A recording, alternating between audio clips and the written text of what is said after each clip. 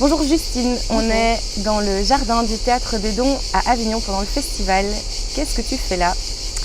Alors ce que je fais là, c'est que je réponds à ton interview et je joue tous les soirs à 19h30. J'abandonne une partie de moi que j'adapte, qui est un spectacle que j'ai créé avec 4 comédiens, tous issus de l'École supérieure d'acteurs de Liège.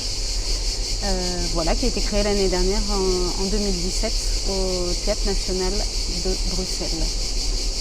Et qu'est-ce que tu attends de ta présence ici au Théâtre des Dons, particulièrement pendant ce festival d'Avignon 2018? Mais je crois que le premier objectif, c'est une rencontre avec le public et de pouvoir éprouver ce spectacle tous les soirs. C'est quand même très important.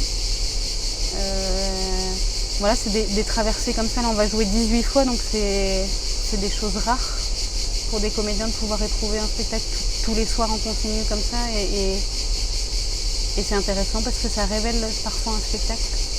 Ça fait trouver des chemins, ça me le fait moi aussi découvrir tous les soirs sous des angles différents.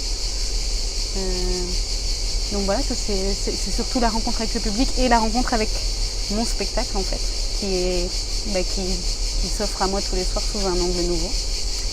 Et puis évidemment, il y a aussi la dimension d'essayer de rencontrer des programmateurs pour pouvoir jouer ce spectacle au maximum dans les années à venir. Mais donc c'est ton premier spectacle en fait, ouais. Et donc c'est ton premier festival en tant que professionnel. Est-ce que tu aurais des trucs et astuces, des conseils à donner à d'autres auteurs, autrices depuis l'expérience que tu as acquise là depuis début juillet? Alors, c'est compliqué de dire que j'ai acquis une expérience. Ce que je sais, c'est qu'en arrivant à Avignon, j'ai ressenti un stress un peu inhabituel parce que tout d'un coup, on est face à 1538 autres spectacles, je crois.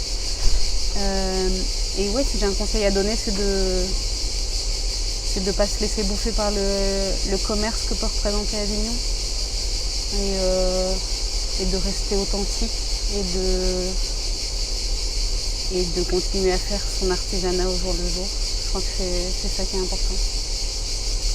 Et puisqu'on en a parlé aussi, je vais te demander, tu me dis que c'est pas toi toute seule qui a créé ce spectacle et que du coup la notion d'auteur, d'autrice, c'est quelque chose qui n'est pas évident pour toi. Est-ce que tu peux m'en dire un tout petit peu plus?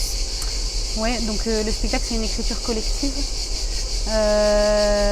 J'ai du mal à me définir comme autrice parce que par exemple j'écris pas beaucoup. C'est bête, mais j'ai l'image qu'un auteur c'est quelqu'un qui écrit sur du papier.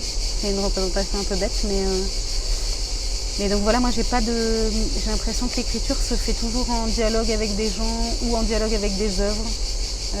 Chez moi, elle se déclenche mes idées en tout cas se déclenchent toujours dans une confrontation avec soit les idées d'autres, et en réaction. Voilà, en réaction à un autre univers, à une autre pensée, à une lecture, à un spectacle. Une idée peut m'arriver quand je vais voir un spectacle. Même que je n'aime pas trop, mais alors je suis dans un état où je vais rêver, je vais penser. Et j'ai l'impression que mes idées ne viennent pas seules. Alors du coup, j'ai l'impression que je ne suis pas autrice, mais je suis en train de me rendre compte que c'est complètement bête ce que je dis. Mais en tout cas, j'aime bien l'idée que l'écriture vient d'un foisonnement de conversation, ou de contact avec d'autres œuvres. Dernière question, si tu pouvais aller boire un verre avec quelqu'un de vivant, de mort, de réel ou d'imaginaire, ce serait qui et pourquoi?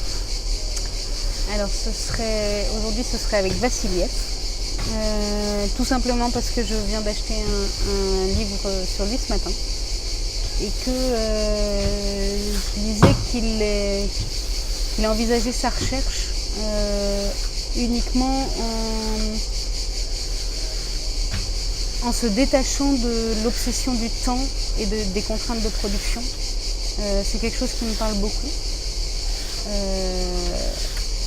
parce que j'ai besoin de me sentir libre pour écrire, pour créer.